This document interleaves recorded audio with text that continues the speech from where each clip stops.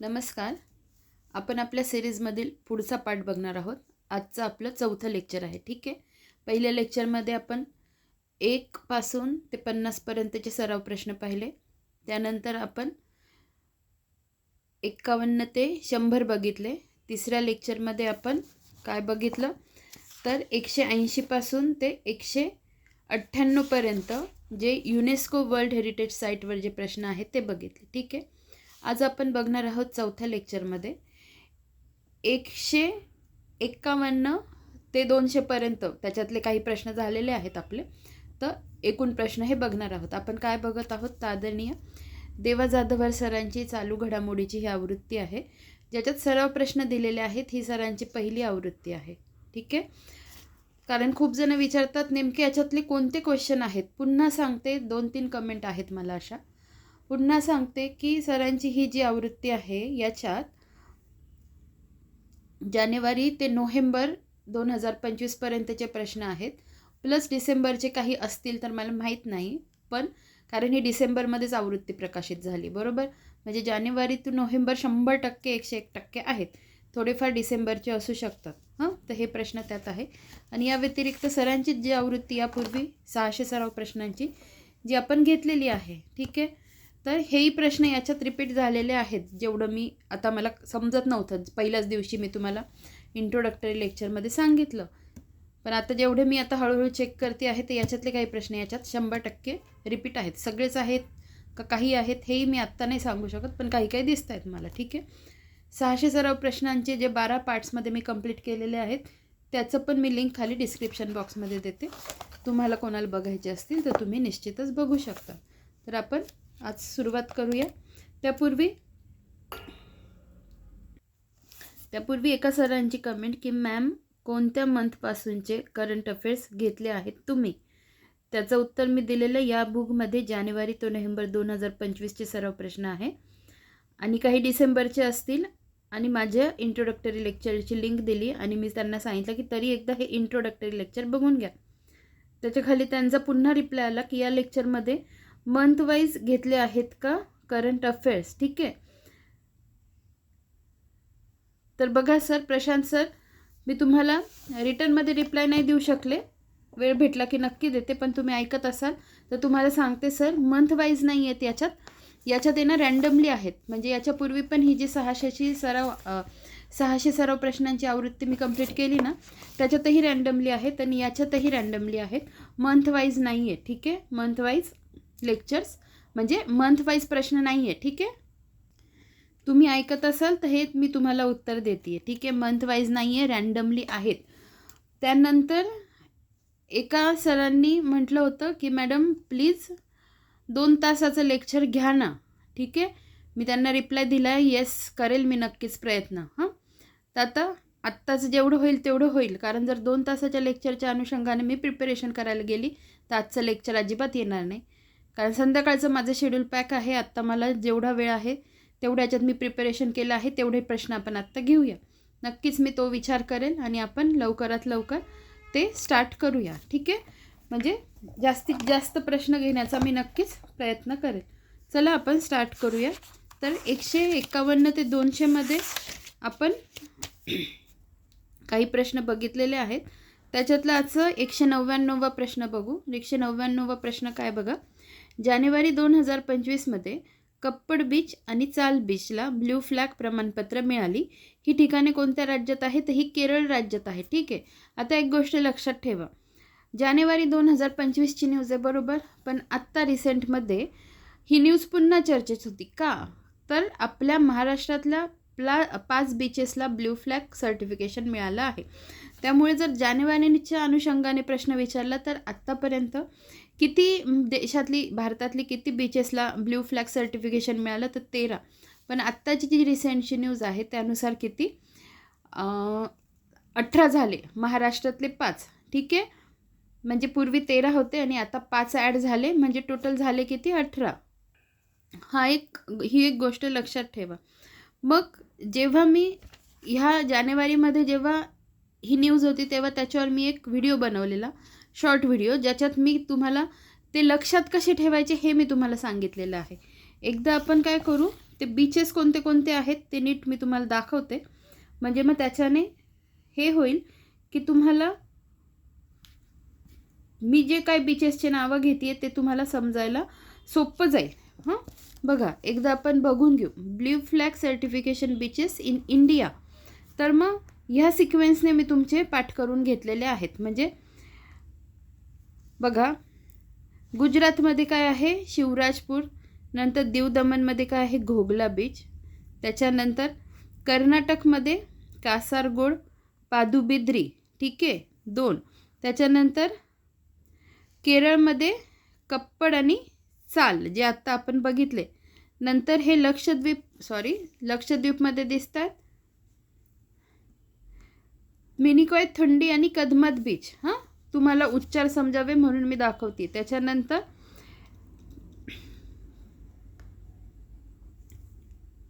पॉंडिचेरीमध्ये Eden. नंतर तामिळनाडूमध्ये कोवलम, आंध्र प्रदेशमध्ये ऋषिकोंडा आणि ओडिशामध्ये गोल्डन. आता अंदमान निकोबारमध्ये राधानगर, ठीक आहे. तर आता हे जे आहेत हे टोटल 13 आहेत. हां, हे टोटल 13 बीचेस आहेत. 13व्या क्रमांकाचं कुठे आहे, हां ठीक आहे. याच्यात आत्ता 13व्या दाखवलं नाही आहे, 12पर्यंत आहे. पण ही न्यूज जी आहे बघा, दिसते तुम्हाला, कुठे गेली, कप्पड बीच आणि चाल बीच. हां, ब्ल्यू फ्लॅग प्रमाणपत्र कर्नाटकमध्ये. तर त्या अनुषंगाने मी लक्षात ठेवण्याच्या उद्देशाने तो व्हिडिओ बनवलेला, जो जानेवारी महिन्यातला आहे. तो व्हिडिओ नीट बघा, जेणेकरून तुम्हाला ते लक्षात कसे ठेवायचे हे तुम्हाला कळेल. पण सोबत तुम्हाला काय कळेल की लक्षात कसे ठेवायचे हे कळेल. पण सोबत आता तुम्हाला त्याच्यात रिसेंटच्या चालू घडामोडीच्या दृष्टीने महाराष्ट्रातले 5 ब्ल्यू फ्लॅग सर्टिफिकेशन मिळालेले बीचेस तुम्हाला लक्षात ठेवावे लागणार आहे. तर बघा, आपण तो व्हिडिओ बघून घेऊ. नमस्कार. आज आपण ब्ल्यू फ्लॅग सर्टिफिकेशन किंवा ब्ल्यू फ्लॅग प्रमाणपत्र हे नेमकं कोणत्या राज्यांना मिळालेले आहेत, कोणत्या राज्यातील बीचेसला मिळालेले आहेत हे बघणार आहोत. जानेवारी 2025 मधली न्यूज आहे. तर केरळ राज्यातील 2 बीचेसला, कप्पड आणि चाल, या 2 बीचेसला ब्ल्यू फ्लॅग सर्टिफिकेशन मिळालेलं आहे.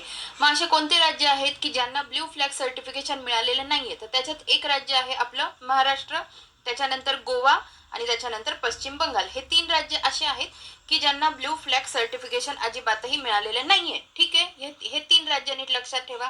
नंतर ब्ल्यू फ्लॅग सर्टिफिकेशन हे देणारी संस्था कोणती? तर FEE म्हणजे the foundation for environmental education, जिची स्थापना 1981 मध्ये झालेली आहे. हेडक्वार्टर कुठे आहे? डेन्मार्क, कोपनहेगन येथे. आता आपण सिक्वेन्सने म्हणजे पश्चिमेपासून जे राज्य घेऊ ते पूर्वेपर्यंत आपण राज्यांना कोणत्या कोणत्या ब्ल्यू फ्लॅग सर्टिफिकेशन मिळालं आहे आणि ते बीचेसची नावं बघून घेऊ, कारण जोड्या लावा याच्यात ते विचारू शकतात. तर पहिलं राज्य आहे गुजरात, जिथे आहे शिवराजपूर. दीवमध्ये आहे घोगला. महाराष्ट्र गोव्यामध्ये एकही नाही आहे. कर्नाटकमध्ये आहे 2. कोणते कोणते? तर कासारगोड आणि पादुबिद्री. त्याच्यानंतर त्याच्या खाली कोणतं राज्य आहे? तर केरळ, जे रिसेंटमध्ये मिळालं आहे कप्पड आणि चाल. त्याच्यानंतर तमिळनाडूमध्ये एक येतं, कोणतं? तर कोवलम. नंतर पुद्दुचेरीमध्ये येतं इडन. नंतर आंध्र प्रदेशमध्ये येतं ऋषिकोंडा. मग ओडिशामध्ये येतं गोल्डन बीच. पश्चिम बंगालमध्ये नाहीये. मग राहतात कोणते 2?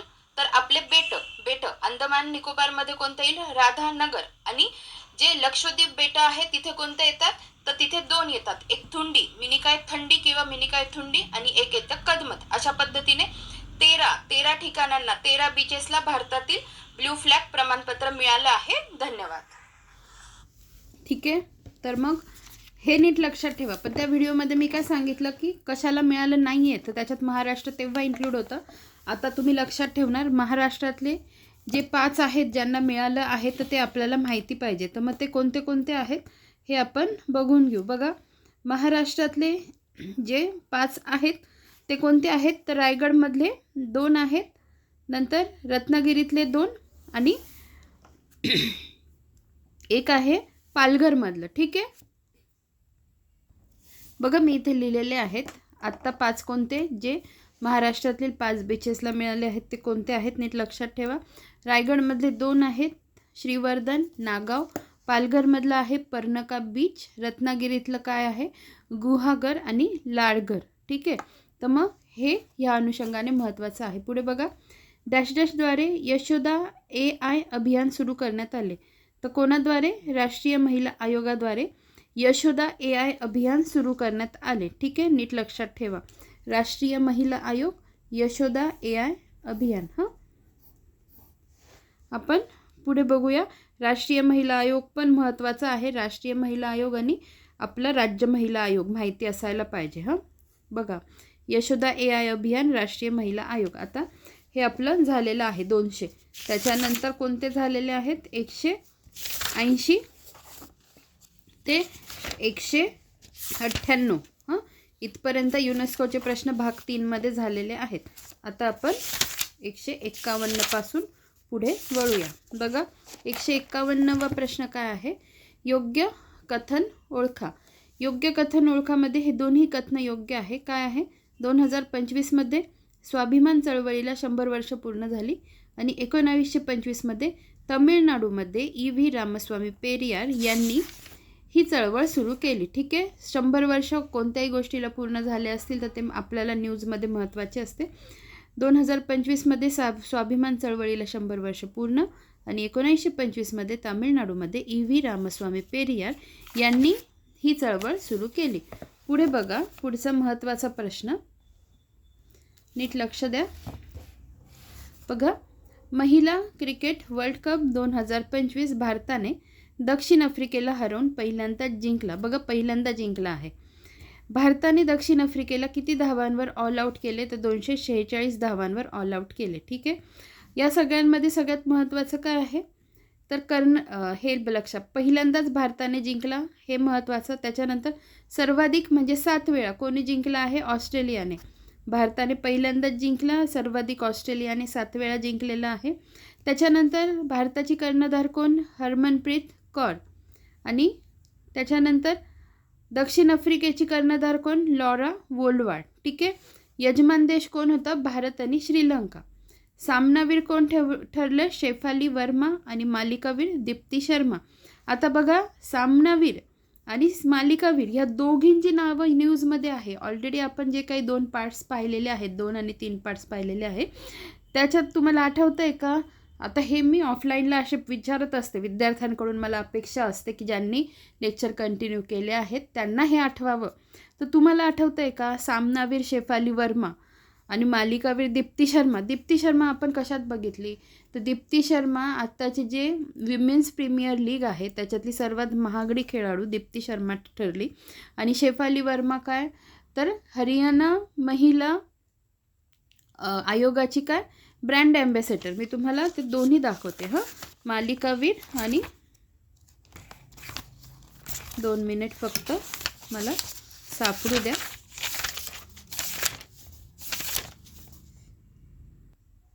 बघा, हे आहे महिला प्रीमियर लीग 2026च्या 4थ्या सत्रातील सर्वात महागडी खेळाडू कोण ठरली? दीप्ती शर्मा. आलं मग दीप्ती शर्मा. आता आपण कशाशी रिलेटेड पाहिली? हे पण ह्या सगळ्या गोष्टी ना तुम्हाला कोरिलेट करता आल्या पाहिजे. मग आता आपण काय बघितलं? दीप्ती शर्माला कोणत्या? मालिकावीर. आता दीप्ती शर्मा मालिकावीर. दीप असं लक्षात ठेवा. आणि दिव्यांची काय माळ असते, आपण लावतो ना, दिवे लावतो आपण दिवाळीला, दिव्यांची माळा लावतो. असं करून मालिकावीर दीप्ती शर्मा असं लक्षात ठेवा. आणि मग उरलं कोण? सामनावीर शेफाली वर्मा.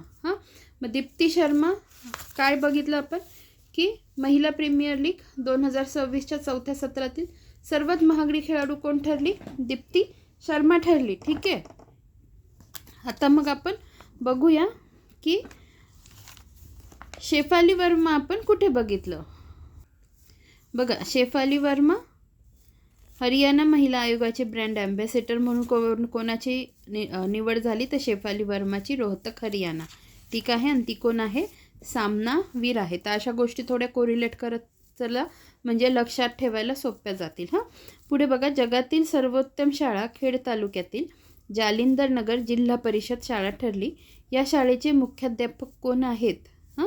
नीट लक्षात ठेवा. आता जगातली सर्वोत्तम शाळा खेड तालुक्यातली जालिंदर नगर जिल्हा परिषद शाळा ठरली.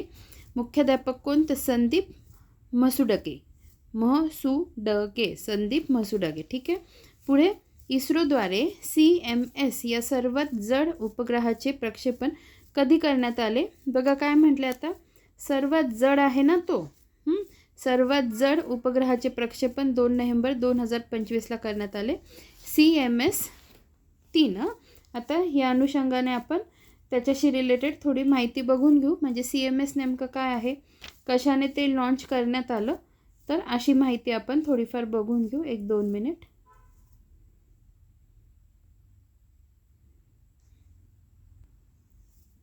बघा आता आपण काय बघतोय, इस्रोद्वारे CMS-3 या सर्वात जड उपग्रहाचे प्रक्षेपण कधी करण्यात आले? 2 नोव्हेंबर 2025ला.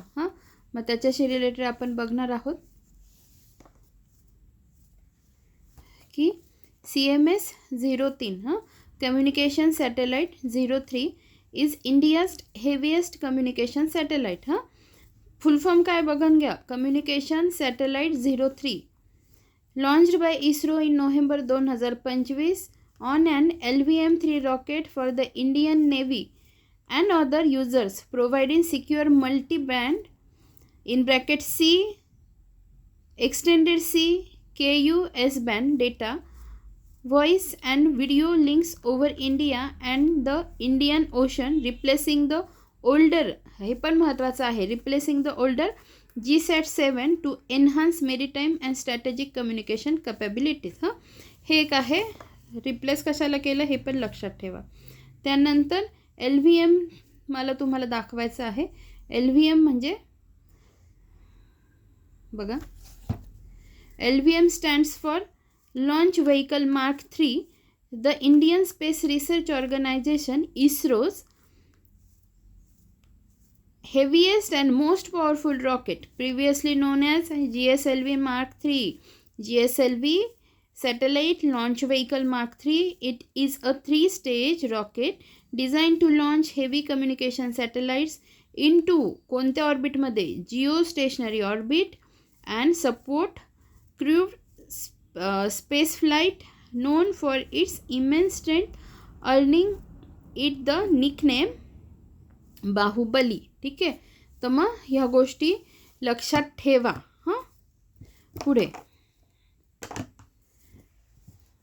पुढचा प्रश्न, डॅश डॅश या शहराचा समावेश युनेस्कोच्या क्रिएटिव्ह सिटी ऑफ गॅस्ट्रॉनॉमीमध्ये करण्यात आला. तर कोणाचा? लखनौ शहराचा समावेश युनेस्कोच्या क्रिएटिव्ह सिटी ऑफ गॅस्ट्रॉनॉमीमध्ये करण्यात आला. पुढे बघा, प्रो कबड्डी लीग 2025 ही स्पर्धा, 2 मिनिट फक्त.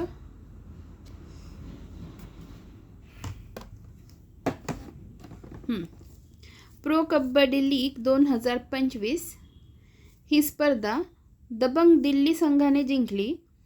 दबंग दिल्ली संघाने ही स्पर्धा आत्तापर्यंत किती वेळा जिंकली? तर त्याचं उत्तर आहे आत्तापर्यंत 2दा जिंकली. लक्षात कसं ठेवणार बघा, प्रो कबड्डी लीग 2025 दबंग दिल्लीने किती वेळा जिंकली? दबंग दिल्ली, दबंगचा द, दिल्लीचा द आणि 2दाचा द, द द द, 2दा. 2दा या शब्दात पण द 2दा येतो. मग दबंग दिल्लीने 2दा जिंकली, असं कोरिलेट करून लक्षात ठेवा. पुढे बघा, पुढचा प्रश्न, भारताचा 90वा grand master Ilamparthi AR dash dash राज्यातील आहे. तर तमिळनाडू राज्यातील आहे. ठीक आहे, तमिळनाडू राज्यातील आहे. पुढे बघा,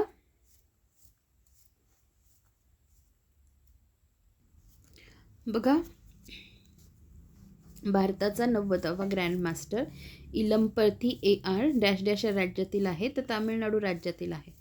पुढचा प्रश्न बघा, 2026च्या प्रजासत्ताक दिनासाठी खालीलपैकी कोणास प्रमुख पाहुणे म्हणून भारताने आमंत्रित केले? 2026च्या प्रजासत्ताक दिनासाठी खालीलपैकी कोणास प्रमुख पाहुणे म्हणून भारताने आमंत्रित केले? तर बघा, उर्सुला वॉन डेर लेयन आणि अँटोनियो कोस्टा. आता हे कोण आहेत? तर जे बघा, उर्सुला वॉन डेर लेयन कोण आहे? President of European commission. आणि अँटोनियो कोस्टा कोण आहे? President of European council.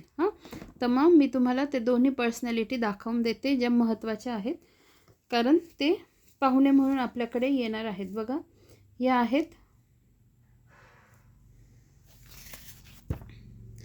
आहेत उर्सुला वॉन डेर लेयन. ठीक आहे, या मॅडम. आणि कोण आहे त्या? President of European commission. आणि दुसरे कोण आहेत? हे आहे अँटोनियो कोस्टा. हे आहे अँटोनियो कोस्टा. हे कोण आहे? President of European council. तर असे दोघांची नावं तुम्ही लक्षात ठेवा. मग हे माहिती पाहिजे आपल्याला की प्रजासत्ताक दिनाचे प्रमुख पाहुणे कोण होते आपल्याकडे आलेले 2025मध्ये. तर 2025चा जो 76वा प्रजासत्ताक दिन होता तेव्हा कोण आले होते? इंडोनेशियाचे राष्ट्रपती प्रोबोतो सुबियांतो. मग हे पहिलेच होते का जे आपल्याकडे आले होते? तर नाही, एकूणच चौथे होते इंडोनेशियाचे राष्ट्रपती आपल्याकडे आलेले. या गोष्टी थोड्या माहिती असायला पाहिजे. अजून इन डिटेल करायचं असेल तर पूर्वीचे कोण आलेले होते त्यांची नावं पण काढा. ऑफलाईनला माझ्या लेक्चर्सला मी शिकवलेलं आहे. ठीक आहे, पुढे एवढं कळलं. आता आपण हे बघा, प्रोबोतो सुबियांतो यांचं नाव आहे, म्हणजे हे 2025ला आले होते म्हणून इथे नाव दिलं आहे. व्लादिमीर पुतिन कोण आहेत?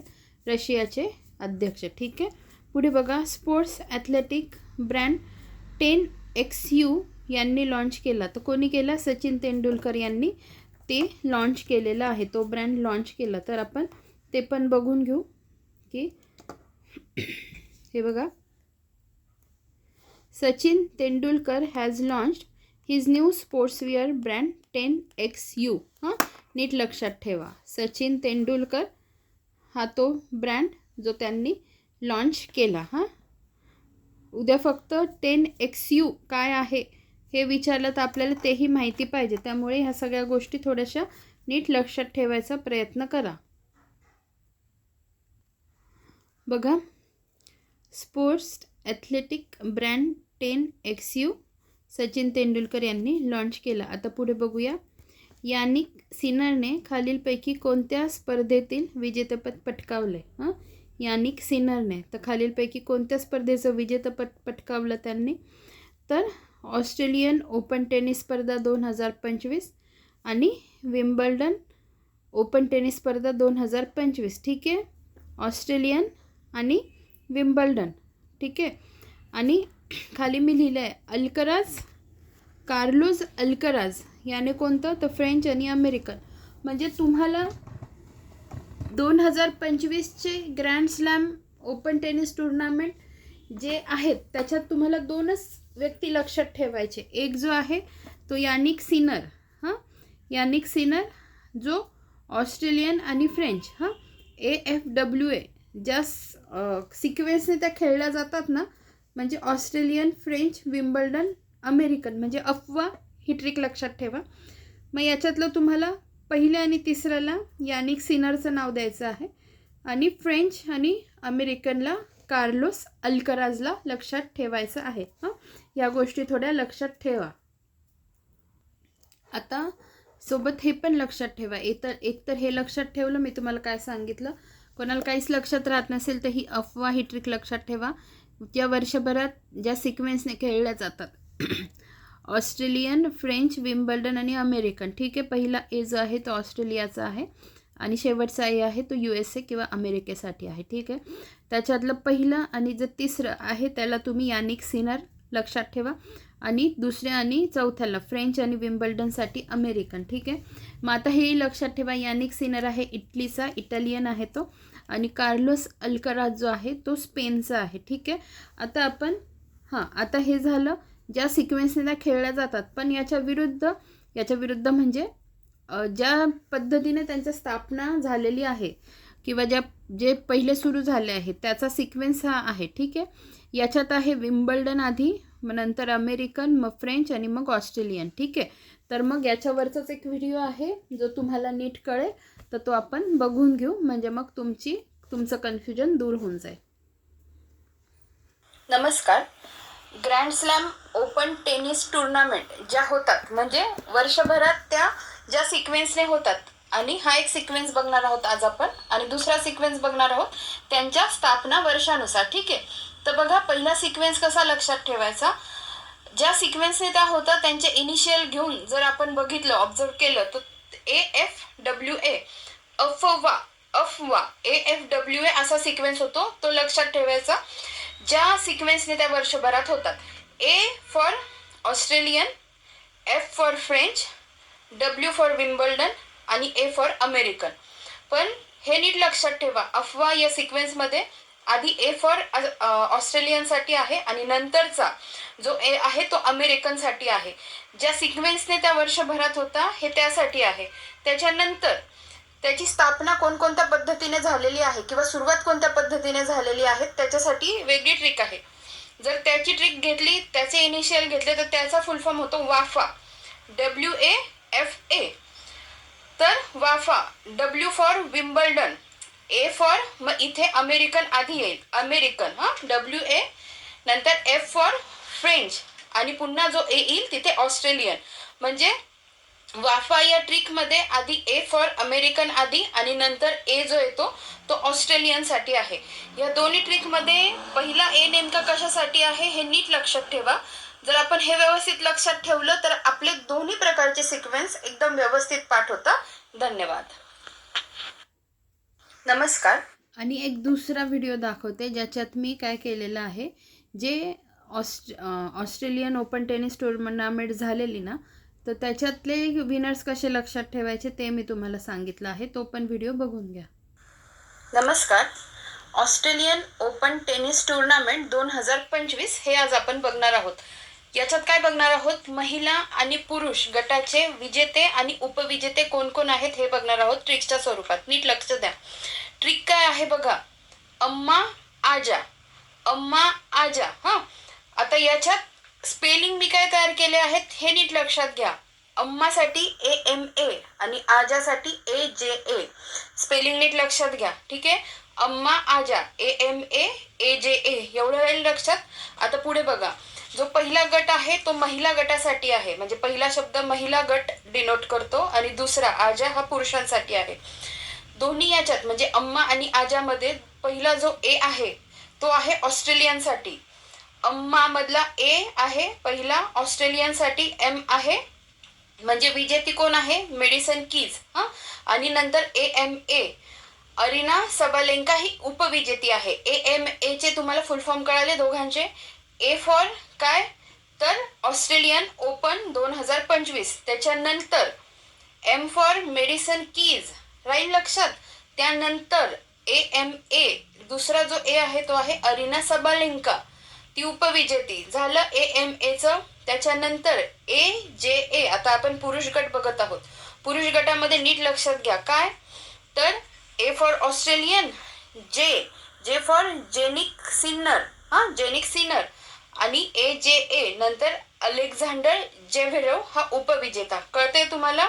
AJA मध्ये पहिला A ऑस्ट्रेलियनसाठी, J for Jannik Sinner आणि नंतर पुन्हा जो A येतो तो अलेक्झांडर जेव्हेरेवसाठी. आता हे नेमके कोणत्या देशाचे आहेत हे पण बघून घेऊ. मेडिसन कीज जी आहे ही कोणत्या देशाची आहे तर ही आहे अमेरिकेची. कसं लक्षात ठेवणार, जेव्हा तुम्ही मेडिसिन हे लिहायला घ्याल ना तिचं नाव, तेव्हा M नंतर A येतो, त्याच्यावरून लक्षात ठेवा मेडिसिन कीज कोणत्या देशाची, अमेरिकेची. अरिना सबालेंका तिचं नाव A वरून सुरू होतं, A नंतर कोणतं अल्फाबेट येतं, B येतं, ती बेलारुसची, असं लक्षात ठेवा. त्याच्यानंतर जेनिक सिनर इटलीचा आहे हे लक्षात ठेवा.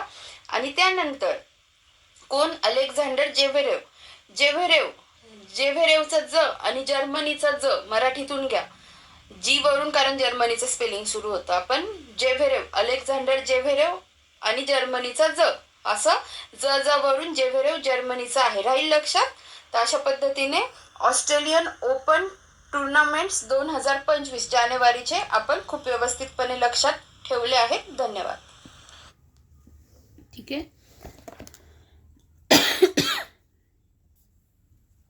पुढे बघूया आपण. आता हे तुमचं हा प्रश्न व्यवस्थित झाला असेल असं मी समजते. पुढे बघा 161वा प्रश्न. खेलो इंडिया वॉटर स्पोर्ट्स स्पर्धा 2025 मध्ये पदतालिकेत महाराष्ट्र कितव्या क्रमांकावर आहे. पहिल्या आता मी आधी पण सांगितलं, जे काही पहिलं असतं ना ते तुम्हाला माहितीच पाहिजे. तर पहिलं खेलो इंडिया वॉटर स्पोर्ट्स स्पर्धा 2025मध्ये पदतालिकेत महाराष्ट्र कितव्या क्रमांकावर आहे? तर 8व्या क्रमांकावर आहे. हां, तर आता बघा,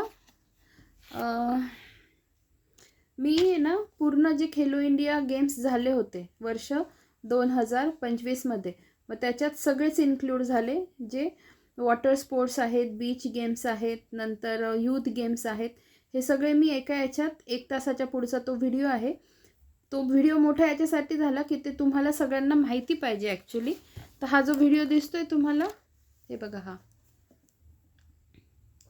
वर्ष 2025मध्ये झालेले सर्व खेलो इंडिया गेम्स एकाच व्हिडिओमध्ये. हां, तर हा व्हिडिओ खूप महत्त्वाचा आहे, ज्याच्यात मी सगळेच स्पोर्ट्स तुमचे व्यवस्थित कंप्लीट करून घेतलेले आहेत. ते सगळे मी तुमचे छोटे छोट्या अशा व्हिडिओजच्या फॉर्मॅटमधून लक्षात कसे ठेवायचे.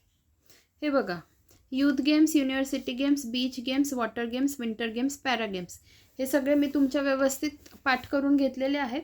आणि त्याच्यातच जो मी तुम्हाला एक PDF फॉर्मॅटमध्ये दिलं होतं की ज्याच्यात आपल्याला सगळ्या गोष्टी व्यवस्थित लक्षात राहतात, ते PDF पण मी तुम्हाला दाखवते, जेणेकरून मग त्या PDF थ्रू तुम्हाला एका चार्ट फॉर्मॅटमध्ये सगळ्या गोष्टी एकत्र लक्षात राहून जातात. तर ते PDF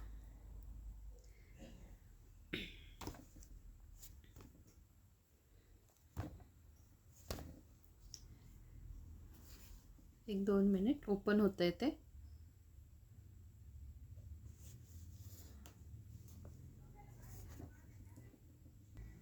हे बघा, हे ते PDF आहे ज्याच्यात 2025मध्ये झालेले सर्व खेलो इंडिया गेम्स एका चार्टमध्ये. आता याच्यात मी काय लिहिलं आहे, ह्या साईडला सगळे त्या गेम्सची नावं लिहिलेली आहेत, आणि इथे मग कुठे झाले, क्रमांक कितवा, बोधचिन्ह, सुरुवात, प्रथम कोण, आणि महाराष्ट्राचा क्रमांक कितवा.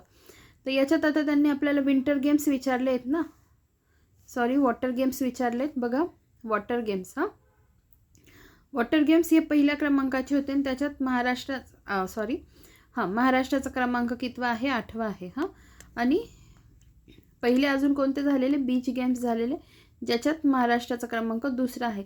हे सगळं आहे ना, मी इथे नाही सांगत आता, हे सगळं मी ट्रिक्सच्या स्वरूपात तुमचं पाठ करून घेतलेलं आहे. वाटल्यास मी त्या व्हिडिओची लिंक याच्या खाली देते, म्हणजे तुमचे सगळे व्यवस्थितच पाठ होऊन जातील. बघा, वॉटर गेम्स पहिले झालेले आहेत आणि 8वा क्रमांक आहे. हां, तर मग ह्या गोष्टी थोड्याशा लक्षात ठेवा. पुढे बघा, पुढचा प्रश्न बघूया आपण. बघा, पुढचा प्रश्न, जुलै 2025मध्ये राष्ट्रपती नियुक्त राज्यसभेवर खासदार म्हणून ॲडव्होकेट उज्ज्वल निकम यांची नियुक्ती करण्यात आली. बघा, जुलै 2025ची न्यूज आहे.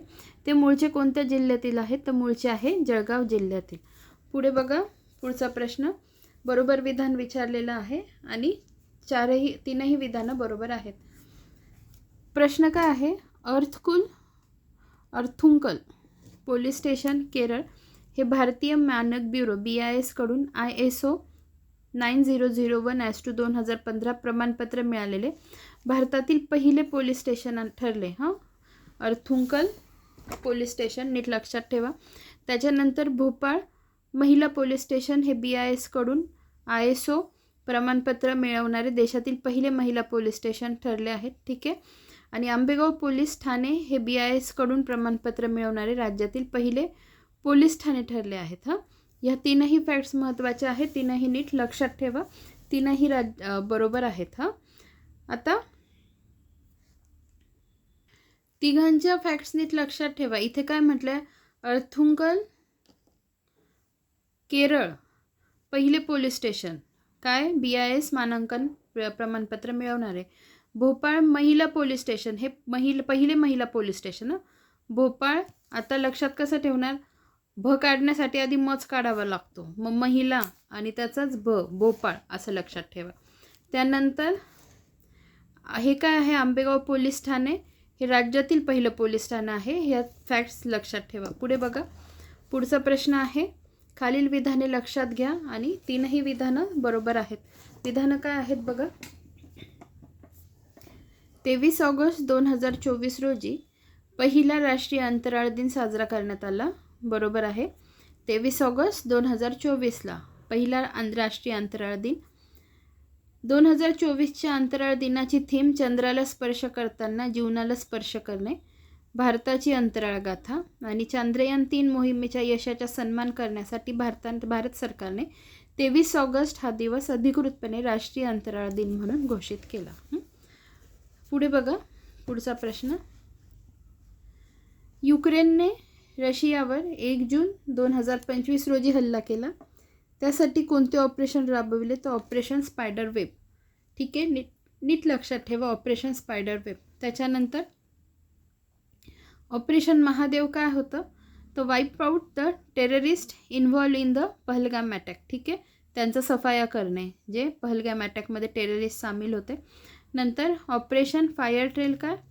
Anti smuggling drive by India's DRI. इंडियाचं DRI जे आहे त्याच्या थ्रू अँटी स्मगलिंग जे ऑपरेशन आहे, ऑपरेशन फायर ट्रेल लक्षात ठेवा. आणि ऑपरेशन जीवन ज्योत जे पंजाब सरकारने राबवलेलं आहे, तर ते आपण बघूया. ऑपरेशन जीवन ज्योत फक्त नीट समजून घ्या कशाशी रिलेटेड आहे. ऑपरेशन जीवन ज्योत 2 is a Punjab government initiative led by the AAP government launched in 2025 to combat child begging and exploitation by rescuing street children, putting them in schools and ensuring guardianship through strict verification, including DNA test if needed, with authorities taking legal action against exploiters and guardians failing to prove their relationship to the children. This is an intensified phase of broader campaign that aims to eradicate child begging across the state. ठीक आहे, operation जीवन ज्योत नीट लक्षात ठेवा. 4ही operation, मी एक separate ऑपरेशनचाच video आणते ज्याच्यात आपले सगळे ऑपरेशन होऊन जातील. पुढे बघा, जय माता हा युद्ध सराव कोणत्या 2 देशांदरम्यान पार पडला? तर जय मातामध्ये ज आहे ना, जयमध्ये ज आहे, मग तो जपानसोबत, भारत जपान यांच्यासोबत सी एक्झरसाइज आहे. त्याच्यानंतर भारत आणि फ्रान्ससोबत 3 एक्झरसाइज लक्षात ठेवा. शक्ती एक्झरसाइज, गरुडा एक्झरसाइज आणि वरुणा एक्झरसाइज. शक्ती एक्झरसाइज जी आहे ती आर्मी आहे, गरुडा एक्झरसाइज जी एअरफोर्सची आहे आणि वरुणा जी आहे ती नेव्हल एक्झरसाइज आहे. ठीक आहे, तर बघा, भारत फ्रान्समध्ये शक्ती जी आहे ती आर्मी एक्झरसाइज लक्षात ठेवा. गरुडा एक्झरसाइज एअरफोर्सची आहे, ते गरुड पक्षी जो आहे तो हवेत संचार करतो ना, पक्षी म्हटल्यावर हवेत उडणार, त्यावरून एअरफोर्स एक्झरसाइज. आणि वरुण एक्झरसाइज ही नेव्हल एक्झरसाइज आहे. वरुण, आपण वरुण राजा कोणाला म्हणतो? पावसाला म्हणतो, त्याच्यावरून नेव्हल एक्झरसाइज. भारत जपान झालं, नंतर आता आपण भारत सिंगापूर बघू. तर भारत सिंगापूर यांच्या दरम्यान ज्या एक्झरसाइज होत्या त्या बघू आपण. The main India Singapore joint military exercise आहे ती, नीट लक्षात ठेवा, is called bold Kurukshetra, focusing on mechanised warfare while their naval cooperations involve SIMBEX. लक्षात ठेवा, एक सिम्बेक्स, एक बोल्ड कुरुक्षेत्र जी मिलिटरी एक्झरसाइज आहे, सिम्बेक्स जी नेव्हल एक्झरसाइज आहे त्याच्यातच आहे. सिम्बेक्स या नावातच उत्तर येतं. Singapore India maritime bilateral exercise for naval forces enhancing interoperability and defence ties between the 2 nations. ठीक आहे, आणि भारत अमेरिकेच्या पण आहेत. फॉर एक्झाम्पल मलाबार एक्झरसाइज, ज्याच्यात ऑस्ट्रेलिया, जपान, इंडिया आणि अमेरिका अजून आहेत, तर त्या पण तुम्ही बघून घ्या. पुढे बघा, देशातील पहिले फुलपाखरू अभयारण्य कोणत्या राज्यात स्थापन करण्यात आले? तर केरळ राज्यात स्थापन करण्यात आलं देशातलं पहिलं फुलपाखरू अभयारण्य. बघा, दाखवून देते तुम्हाला.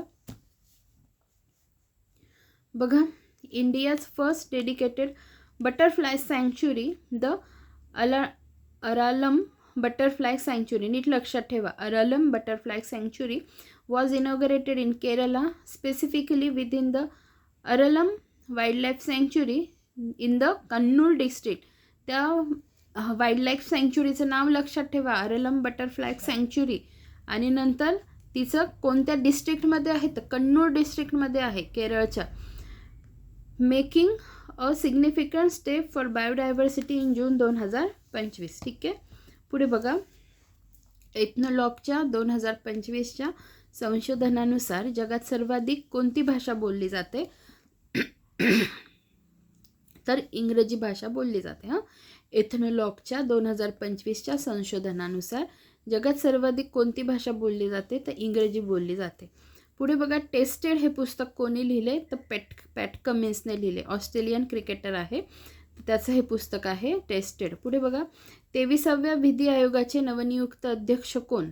23व्या विधी आयोगाचे नवनियुक्त अध्यक्ष कोण आहेत तर दिनेश माहेश्वरी.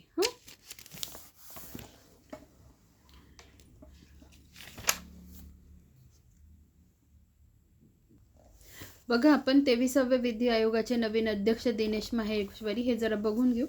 पंतप्रधान नरेंद्र मोदी यांनी सर्वोच्च न्यायालयाचे माजी न्यायमूर्ती दिनेश माहेश्वरी यांची 23व्या विधी आयोगाच्या अध्यक्षपदी नेमणूक केली. आता 23वा विधी आयोग हे पण लक्षात ठेवा. अध्यक्ष कोण? दिनेश माहेश्वरी. सदस्य लक्षात ठेवा, हितेश जैन जे पुण्याचे आणि DP वर्मा वाराणसीचे. 23वा विधी आयोगाचा कार्यकाळ 31 ऑगस्ट 2027 पर्यंत राहणार आहे. 23व्या विधी आयोगात अध्यक्षांसह केवळ 3 सदस्य आहेत. ही विशेष बाब आहे. किती? अध्यक्ष धरून 3 सदस्य. मग हे 2 पण लक्षात ठेवा, हितेश जैन आणि DP वर्मा. कारण 22वा जो विधी आयोग होता त्यात अध्यक्षांसह किती होते? 6 सदस्य होते. विधी आयोग कायदे आणि न्यायव्यवस्थेच्या सुधारणेसाठी काम करते. त्याचे मुख्य कार्य कायदे आणि कायद्यातील त्रुटी शोधणे, सुधारणा सुचविणे आणि सरकारला योग्य मार्गदर्शन करणे आहे. ठीक आहे. पुढे बघूया. 59वा ज्ञानपीठ पुरस्कार विनोद कुमार शुक्ल यांना जाहीर झाला. ते कोणत्या राज्यातील आहे तर ते छत्तीसगड राज्यातील आहे. ही पण न्यूज महत्त्वाची आहे कारण हिंदी भाषेमध्ये मिळणारे ते कितवे आहेत तर 12वे आहेत आणि छत्तीसगडमधले पहिले आहेत. तर त्यामुळे जे विनोद कुमार शुक्ल आहेत त्यांच्याविषयी पण आपल्याला ही माहिती पाहिजे. जस्ट आपण थोडक्यात बघून घेऊ. बघा, ज्ञानपीठ पुरस्कार प्राप्त व्यक्ती विनोद कुमार शुक्ल. पुरस्कार निवड समिती अध्यक्ष प्रभारे. विनोद कुमार शुक्ल कोण? लेखक, कवी, लघुकथा आणि कादंबरीकार. हा पुरस्कार मिळवणारे ते छत्तीसगडचे पहिले लेखक, हिंदी भाषेतील 12वे लेखक. पहिला कविता संग्रह लगभग जय हिंद 1971 आणि त्यांच्या नौकर की कमीज या कादंबरीवर एक चित्रपटही झालेला आहे. आपल्याला खूप इन डिटेल नाही घ्यायचं आहे कारण हे प्रश्न चालू आहेत, तरी मी तुम्हाला काही गोष्टी दाखवून दिल्या. पुढे बघा, 2024चा महाराष्ट्र भूषण पुरस्कार राम सुतार यांना प्राप्त झाला. हे खूप महत्त्वाची बाब होती तेव्हा पण आणि आजही. का? तुम्ही सांगाल कमेंटमध्ये. 2024चा महाराष्ट्र भूषण प्राप्त पुरस्कार राम सुतार यांना प्राप्त झाला. ते मूळचे कोणत्या जिल्ह्यातील आहे तर ते मूळचे धुळे जिल्ह्यातील आहे. बघा, ॲक्च्युली काय होतं आहे, आता मी व्हिडिओ कधी पॉज केला मला हेच आठवत नाही आहे कारण मी कधी पुस्तक हातात घेते, कधी मोबाईल हातात घेते तुम्हाला दाखवण्यासाठी. आत्ता मी व्हिडिओ नेमका कोणत्या प्रश्नाच्या वेळेस पॉज केला हे मी पूर्ण स्किप झालं आहे. मी तुम्हाला हे वाचून दाखवलं की नाही मला हेही आठवत नाही आहे. बघा, पुन्हा बघूया. 59वा ज्ञानपीठ पुरस्कार विनोद कुमार शुक्ल यांना जाहीर झाला. ते कोणत्या राज्यातील आहे? छत्तीसगडमधले आहेत. मी ती इमेज घेऊन म्हणजे पुस्तक दाखवलं की नाही हेही मला आठवत नाही आता कारण मी कधी व्हिडिओ पॉज केला आणि याच्या मागे एक कारण आहे. मला बरं नाही आहे ॲक्च्युली. माझी आई खूप आजारी आहे घरात. मला पण इन्फेक्शन झालं आहे, फक्त तिच्यापेक्षा मी बेटर आहे पण ती जास्त आजारी आहे आणि मला पण आत्ता व्हिडिओ स्टॉप करावा असा वाटतो आहे पण थोडे प्रश्न राहिले आहेत म्हणून मी कंटिन्यू करते आहे व्हिडिओ. ठीक आहे. मी पण मेडिसिन घेते आहे, बरं वाटलं की व्हिडिओ बनवते. आणि मी तुम्हाला जे म्हणते ना, अपरिहार्य कारणं असल्याशिवाय माझ्या ज्या सिरीजमध्ये खंड पडणार नाही ते हेच आहे. समजा मी आजारी असेल किंवा घरातलं कोणी आजारी असेल, हॉस्पिटलायझेशन करावं लागलं तर अर्थात मी डॉक्टर आहे तर मलाच तिथे थांबावं लागतं, बरोबर. त्यामुळे मग मोठा गॅप होतो किंवा माझाच इंटरव्ह्यू आहे. म्हणजे जानेवारीमध्ये आता जसं मी जानेवारीमध्ये आदरणीय देवा जाधवर सरांच्या पुस्तकाची एक सिरीज चालू केली. सगळेजण व्यवस्थित बघत होते पण माझा मुख्यचा रिझल्ट लागला होता आणि मग इंटरव्ह्यूसाठी क्वालिफाय झाले. आता मीच माझ्या मॉक इंटरव्ह्यूच्या गडबडीत, त्यामुळे मग तिथे मोठा गॅप पडला होता. अर्थात ती सिरीज कंप्लीट झाली. आताही तेच होतं आहे की मी आता खूप बोलली, पण मी व्हिडिओ कुठे पॉज केला मला आठवत नाही आहे. ठीक आहे, तर मग मे बी मला बरं नाही आहे म्हणून असं होत असेल. तेवढं फक्त थोडं ॲडजस्ट करा आणि मला जसं वेळ मिळेल ना तसं मी नक्की प्रयत्न करेल सगळी तुमची सिरीज कंप्लीट करण्याचा. बघा, हे तर झालं आपलं. आता 2024चा महाराष्ट्र भूषण पुरस्कार राम सुतार यांना प्राप्त झाला. ते मूळचे कोणत्या जिल्ह्यातील आहेत? तर ते धुळे जिल्ह्यातील आहेत. बघा, राम सुतार खूप महत्त्वाचे आहेत. हे मी तुम्हाला दाखवलं की नाही हे मला आठवत नाही आहे. तर बघा, हे राम सुतार आहेत, आंतरराष्ट्रीय ख्यातीचे शिल्पकार. बघा, राम सुतार पासे सवे आंतरराष्ट्रीय ख्यातीचे शिल्पकार राम सुतार यांचे वृद्धापकाळाने निधन झाले आहे. वयाच्या 101व्या वर्षी त्यांनी अखेरचा श्वास घेतला आहे. राम सुतार यांनी जगभर 200हून अधिक शिल्प बनवली आहेत. दिल्लीत संसद भवनाच्या प्रांगणात राम सुतारांनी साकारलेले शिल्प आहेत. हे राम सुतार आहेत आणि हे खूप महत्त्वाचे आहेत कारण त्यांना आपल्या महाराष्ट्राचा सर्वोच्च जो पुरस्कार आहे तो पुरस्कार महाराष्ट्र भूषण मिळालेला आहे, सर्वोच्च नागरी पुरस्कार. ठीक आहे, पुढे बघा, जुलै 2025मध्ये राष्ट्रपती नियुक्त खासदार म्हणून खालीलपैकी कोणत्या व्यक्तीची राज्यसभेवर निवड करण्यात आली नाही? तर इथे आहे दरीपल्ली रामय्या यांची निवड करण्यात आलेली नाही. म्हणजे कोणाची आली? उज्ज्वल निकम, मीनाक्षी जैन आणि हर्षवर्धन शृंगाले यांची. मग दरीपल्ली रामय्या हे का न्यूजमध्ये असतील? तर त्यांचं निधन झालेलं. ठीक आहे, तर मग दरीपल्ली रामय्या यांच्यावर मी एक शॉर्ट व्हिडिओ बनवलेला, आपण तो एक बघून घेऊ, म्हणजे दरीपल्ली रामय्या आपले कंप्लीट होतील.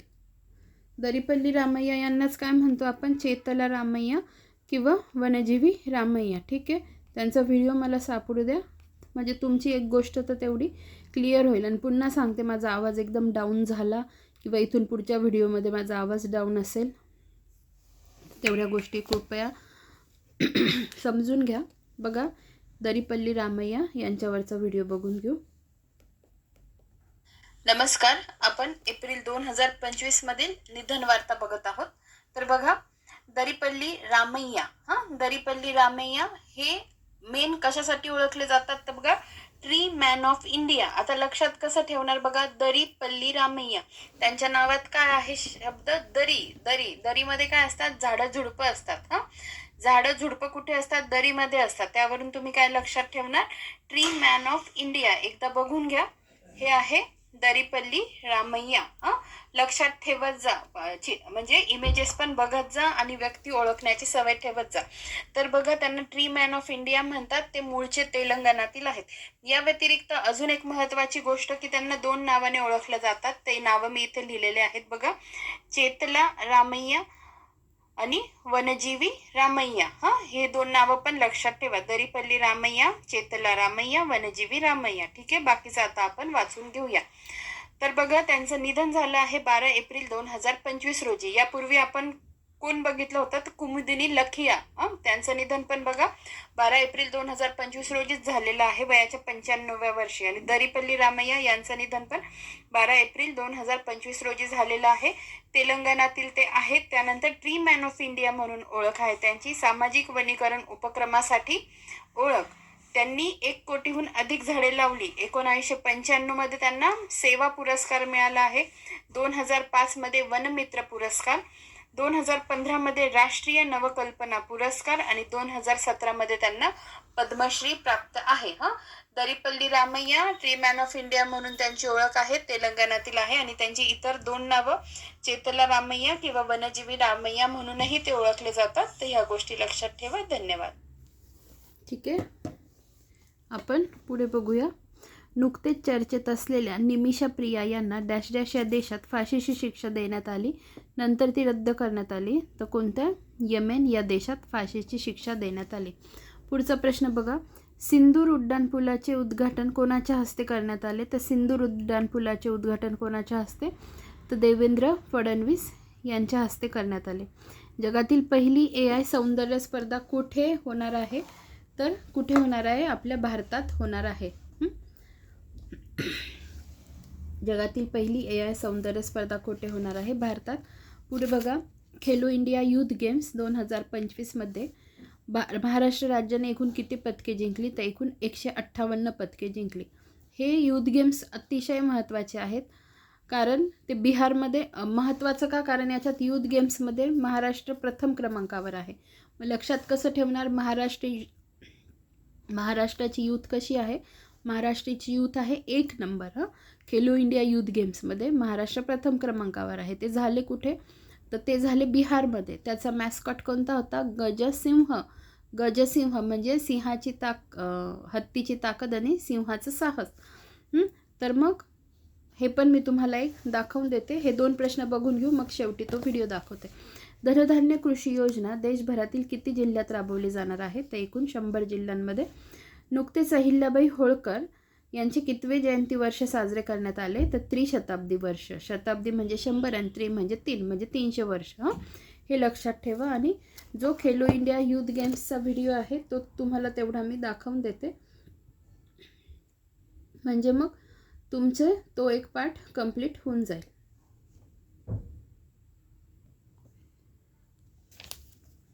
नमस्कार.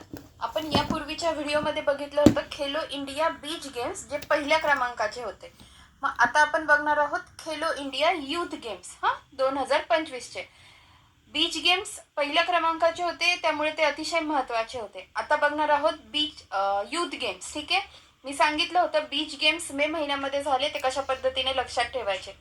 त्यालाच कोरिलेट करून लक्षात ठेवा की यूथ गेम्स पण मे महिन्यात झाले, पण यूथ गेम्स हे आधी झाले, त्याच्यानंतर झाले बीच गेम्स. राहतील लक्षात, मे महिन्यात दोन्ही हे गेम्स झालेले आहेत 2025चे. बरं, जे यूथ गेम्स होते ते झाले कुठे? तर बिहारमध्ये झाले. मग थीम काय होती किंवा थीम सॉन्ग काय होतं? खेलो के रंग बिहार के संग. खेलो के रंग बिहार के संग हे थीम सॉन्ग होतं. शुभंकर म्हणजे मॅस्कॉट कोण होतं? तर गजसिंह. गजसिंह म्हणजे काय? हत्तीची ताकद आणि सिंहाचे साहस. ठीक आहे. त्यानंतर बरं, हे कितव्या क्रमांकाचे होते? तर हे होते एकूण 7व्या क्रमांकाचे. मग पहिले कधी झाले? 2018 मध्ये झाले. बघा, आत्ता पदतालिकेत कोण जिंकलेलं आहे? तर महाराष्ट्र. महाराष्ट्र 1 नंबर, हरियाणा 2 नंबर आणि राजस्थान 3 नंबर. आता एक गोष्ट लक्षात घ्या, महाराष्ट्र सलग 3ऱ्यांदा आणि एकूण 5व्यांदा पदतालिकेत प्रथम क्रमांकावर आहे. नीट लक्षात ठेवा, ही गोष्ट फार महत्त्वाची आहे, कारण याच्यातून पुढच्या गोष्टी लक्षात ठेवायच्या आहेत. महाराष्ट्र सलग 3ऱ्यांदा आणि एकूण 5व्यांदा पदतालिकेत पहिल्या क्रमांकावर आहे. याच्यावरून काय कळतं की महाराष्ट्र जर 5व्यांदा जिंकला आहे, म्हणजे हरियाणा किती वेळा जिंकलं? 2दा जिंकलं. एकूण 7 वेळा झाली आहे ना, त्याच्यात 5 वेळा महाराष्ट्र जिंकला आणि 2दा हरियाणा जिंकला. मग हे लक्षात ठेवा, नेमकं हरियाणा कोणत्या साली जिंकला? तर पहिल्यांदा म्हणजे 2018 साली आणि 2021 साली. राहतील लक्षात. आणि बाकीचे सगळे वर्ष कोणते? महाराष्ट्राचे. पहिल्या कुठे झाल्या? दिल्लीमध्ये झाल्या. आता बघा, 2018 पासून 2025 मध्ये सलग वर्ष लक्षात ठेवायचे. स्किप कोणतं करणार ते लक्षात ठेवायचं. 2022चं स्किप करायचं. 2018, 19, 20, 21, 22 स्किप केलं, 23, 24, 25 झाले 7. अशा पद्धतीने खेलो इंडिया यूथ गेम्स 2025 हे तर आपण लक्षात ठेवले, पण सोबत ओव्हरऑल त्याची काय जी हिस्ट्री होती आतापर्यंत, महाराष्ट्राची कामगिरी काय, हे सगळं आपण लक्षात ठेवलेलं आहे. धन्यवाद. ठीक आहे. तर मग मला तुम्हाला सांगायचं काय आहे, जे खेलो इंडिया विविध गेम्स जे खेळण्यात आले ना, हे सगळे महत्त्वाचे आहेत. तर त्या व्हिडिओची लिंक पण मी खाली देते, ते तुम्ही बघून घ्या. जे मी थोडेफार ज्याच्यात मॅस्कॉट पण दाखवलेले आहेत, म्हणजे तुमचं लक्षात राहायला सोपं जाईल. ठीक आहे. आता तुम्ही बघितलं, हे पूर्ण 50 प्रश्न पण नाही झालेले, कारण याच्यातले 17-18 प्रश्न आपण काल घेतलेले, तरी व्हिडिओ 1 तासाच्या जवळजवळ गेलेला आहे.